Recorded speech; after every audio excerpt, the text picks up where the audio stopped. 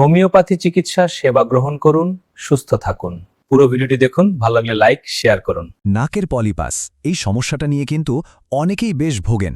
তো আজকে আমরা এর হোমিওপ্যাথিক সমাধানগুলো ঠিক কি সেটাই সহজ করে বুঝে নেওয়ার চেষ্টা করব। চলুন শুরু করা যাক।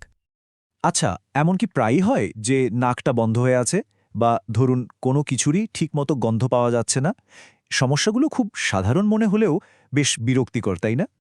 আর জানেন, এই যে সারাক্ষণ নাক বন্ধ থাকা বা গন্ধ ঠিকমতো না পাওয়া, এর পেছনের একটা বড় কারণ কিন্তু হতে পারে নাকের পলিপাস। এটা এমন একটা সমস্যা যা অনেকের মধ্যেই দেখা যায়। এখন প্রশ্ন হলো, এর সমাধান কি?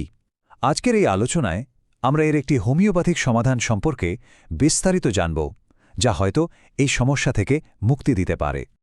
তো প্রথমেই যে প্রশ্নটা মাথায় আসে, এই যে নাকের পলিপাস জিনিসটা আসলে কি? চলুন ব্যাপারটা একটু সহজ করে বুঝে নেওয়া যাক। একদম সোজা কথায় বলতে গেলে নাকের পলিপাস হল নাকের ভেতরে বা সাইনাসের পর্দায় তৈরি হওয়া খুব নরম, ব্যথাহীন এক ধরনের মাংসপিণ্ড। আর সবচেয়ে জরুরি যে কথাটা সেটা হলো, এগুলো কিন্তু নন ক্যান্সারাস, মানে ক্যান্সার নয়, তাই এটা নিয়ে অহেতুক ভয় পাওয়ার কিছু নেই। দেখতে কেমন হয় জিনিসটা? অনেকটা আঙুরের থোকার মতো। এই তুলনাটা মাথায় রাখলে পলিপাসের একটা ছবি কিন্তু বেশ পরিষ্কার হয়ে যায়, তাই না? বেশ, তাহলে এখন প্রশ্ন হলো, পলিপাস হয়েছে কি না তা বোঝার উপায় কি, আর কেনই বা হয় এই সমস্যা?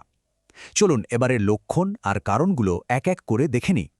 সবচেয়ে কমন লক্ষণগুলোর মধ্যে আছে, ধরুন প্রায় সারাক্ষণই নাক বন্ধ থাকা, কোনো কিছুর গন্ধ ঠিক মতো না পাওয়া বা ঘ্রাণশক্তি একদম কমে যাওয়া, নাক দিয়ে জল পড়া, মুখে বা মাথায় একটা ব্যথার ভাব, এমনকি অনেকের তো আবার ঘুমের মধ্যে নাক ডাকার সমস্যাও শুরু হয়ে যায়। এখন কথা হলো, এগুলো হয় কেন? এর পেছনেও কিন্তু বেশ কয়েকটা কারণ থাকতে পারে।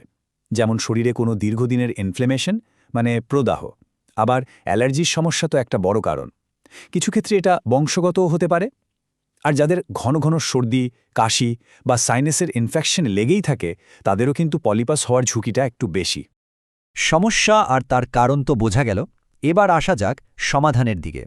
চলুন জেনে নিই যে হোমিওপ্যাথিক চিকিৎসা পদ্ধতি এক্ষেত্রে ঠিক কিভাবে কাজ করে। হোমিওপ্যাথির মূল আইডিয়াটাই কিন্তু খুব ইন্টারেস্টিং। এখানে শুধু অসুখের চিকিৎসা করা হয় না, চিকিৎসা করা হয় অসুস্থ মানুষটার। মানে হোমিওপ্যাথি শুধু পলিপাসের উপর ফোকাস করে না, বরং কার কি লক্ষণ, তার শারীরিক গঠন কেমন, এই সব কিছু দেখে একটা কমপ্লিট ট্রিটমেন্ট প্ল্যান তৈরি করে। এমন কিছু নির্দিষ্ট হোমিওপ্যাথিক ওষুধ আছে যেগুলো নাকের পলিপাসের ক্ষেত্রে দারুণ কাজ করতে পারে। চলুন সে ওষুধগুলো আর তাদের কার্যকারিতা সম্পর্কে একটু জেনে নিই। এই টেবিলটা একটু খেয়াল করা যাক, কারণ এটা খুবই জরুরি। এখানে 4টে প্রধান ওষুধের কথা বলা আছে। যেমন ধরুন টিউকারিয়াম মারাম, এটা কাদের জন্য? যাদের নাক বন্ধ থাকে, গন্ধ পায় না, আর বিশেষ করে শুকনো আবহাওয়ায় কষ্টটা বাড়ে। আবার ঠিক এর উল্টোটা দেখুন, লেমনা মাইনার, এটা তাদের জন্য যাদের সমস্যাটা বাড়ে বর্ষাকালে বা স্যাঁতস্যাঁতে আবহাওয়ায়, সাথে নাক দিয়ে বাজে গন্ধওয়ালা সর্দিও বেরোয়। এরপর আছে স্যাঙ্গুইনেরিয়া নিট্রিকাম, যাদের প্রচুর হাঁচি হয়, নাক লাল হয়ে জল পড়ে, চুলকায়, তাদের জন্য এটা দারুণ কাজ করে। আর শেষে দেখুন ক্যালকেরিয়া কার্ব, এটা তাদের জন্য যাদের খুব সহজে ঠান্ডা লেগে যাওয়ার একটা টেন্ডেন্সি আছে, আর পলিপাস থেকে মাঝে মাঝে রক্ত পড়ারও ভয় থাকে। ওষুধপত্র নিয়ে তো অনেক কথা হলো, কিন্তু সবচেয়ে জরুরি বিষয় যেটা, সেটা এখনও বাকি। চলুন ফাইনাল এবং সবচেয়ে গুরুত্বপূর্ণ পরামর্শটা কি সেটা দেখে নেওয়া যাক। এই কথাটা কিন্তু অক্ষরে অক্ষরে মনে রাখা দরকার। যে কোনো ওষুধ, সেটা অ্যালোপ্যাথি হোক বা হোমিওপ্যাথি, ব্যবহারের আগে অবশ্যই একজন যোগ্য ডাক্তারের সঙ্গে পরামর্শ করতেই হবে। এটা মাস্ট। ব্যাপারটা খুব সহজ।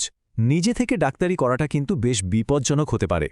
একমাত্র একজন ডাক্তারই পারেন পুরো শারীরিক অবস্থাটা ঠিকঠাক বুঝে একটা নিরাপদ আর কার্যকরী চিকিৎসার পরামর্শ দিতে। যাওয়ার আগে একটা প্রশ্ন রেখে যাই। আচ্ছা, এই যে বিকল্প চিকিৎসা, এটা কি সবার জন্য সঠিক? এর উত্তরটা কিন্তু নিজেকেই খুঁজতে হবে। আর তার সেরা উপায় হলো সঠিক তথ্য জোগাড় করা, এবং অবশ্যই যে কোনো পদক্ষেপ নেওয়ার আগে একজন বিশেষজ্ঞের সাথে কথা বলা। আজ এই পর্যন্তই।